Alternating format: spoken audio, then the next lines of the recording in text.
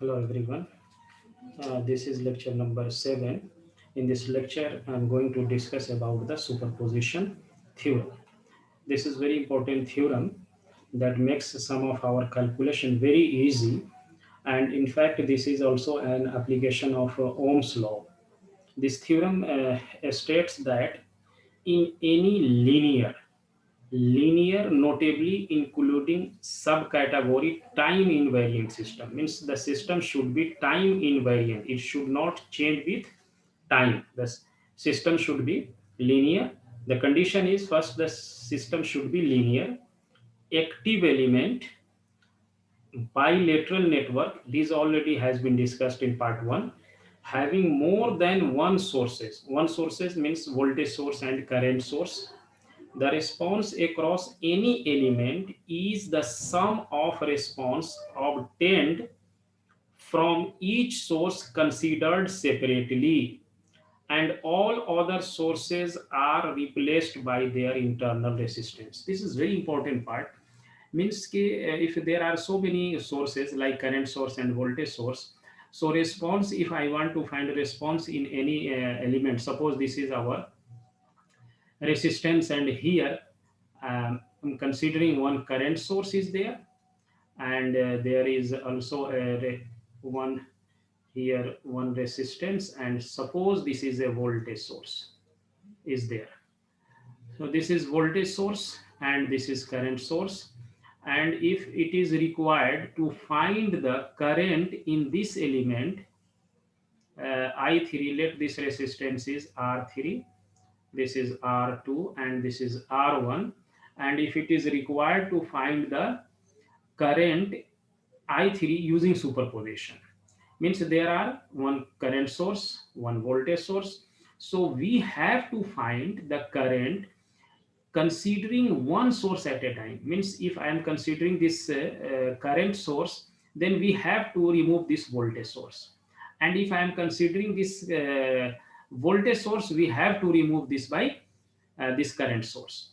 So how we have to remove? We have to replace by their internal resistance. So we have to remove it by internal resistance. What is the meaning of internal resistance?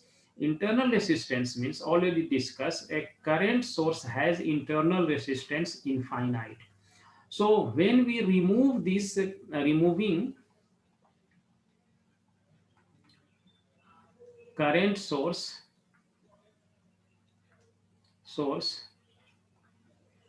means we have to keep it out from the circuit, means we have to open this circuit, and this circuit will be looking like this. So this is like this is like this, and the voltage source will be, this is R1, this is R2, and this is R3. So once we remove it, the voltage is Vs. So now current flowing in this will be, let it is I3 dash, because it will not be I3, because I3 is the current flowing due to these two sources, and we have removed the one current source. So only voltage source is giving the current here. So this is called the current flowing due to only one source, and we have removed it through the internal resistance, means current source has infinite internal resistance, so it has been open circuited. Now once again we have, this source is removed, now we have to apply the source which we have to remove, which we have already removed. So this is now applied here, is, and here it is R3, and this is the voltage source. So voltage in source has internal resistance 0. So now voltage source is short circuited. So voltage source is shorted by internal resistance equal to 0. This is the short circuit condition. So now we have to find current here, that I am writing I3 dash double dash.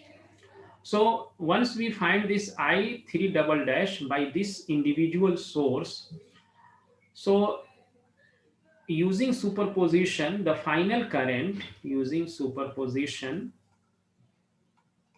position, the final current will be I3, which is equal to the sum of the current I3 dash plus I3 double dash.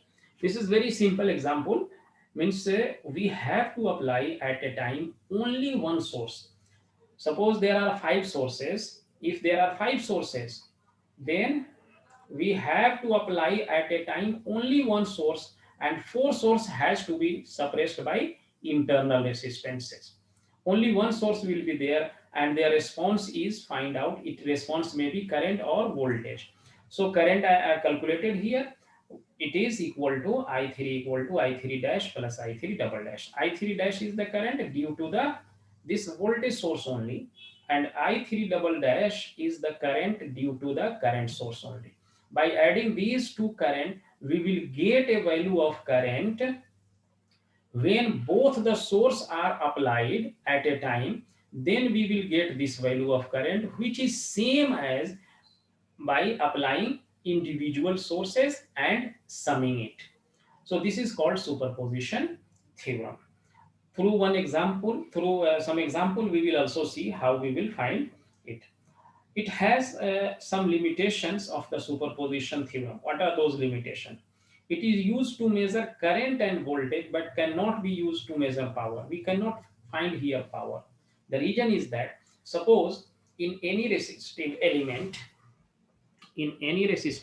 suppose one source give current in this direction, and due to the another source direction of current is upside, so net current will be summation of these two current, which is the difference of these. Suppose if it is 2 ampere here and this is 4 ampere here, and let this resistance has 2 ohm value and this is 2 ohm value.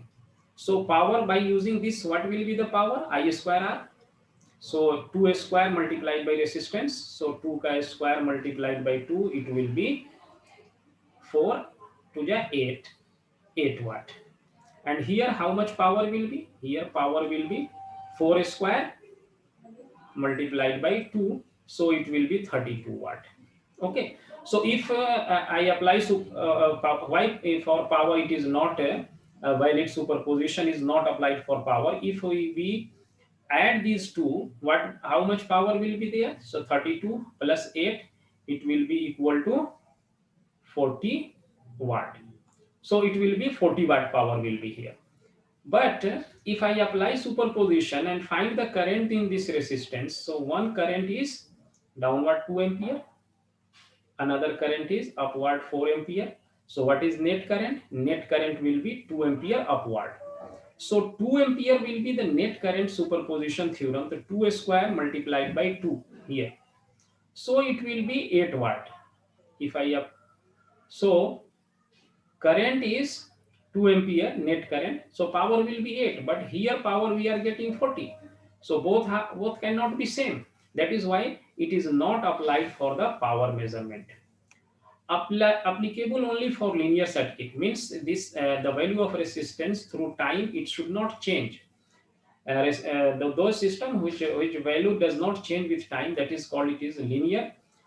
There must be more than one source to apply this theorem. For only one source we cannot apply this theorem, because there is a two source, this source, then we can apply this theorem. This is not applicable for unbalanced bridge circuit. So bridge circuit like this, as we know, this is the bridge circuit. This is bridge circuit. Suppose this is the voltage source I am applying here, and it is a bridge made here, and I write it R1, R2, R3, R4. If this bridge is balanced, it means R1 multiplied by R3, R1 multiplied by R3 equal to R2 multiplied by R4. Only we will apply superposition. If this case is not happening, means if R1 multiplied by R3 not equal to R2 multiplied by R4, then we will not apply superposition, not use superposition. So these are the some limitations which we have to keep in mind. So this we can solve one example also uh, to understand the concept of the superposition, which we will see it in the next lecture.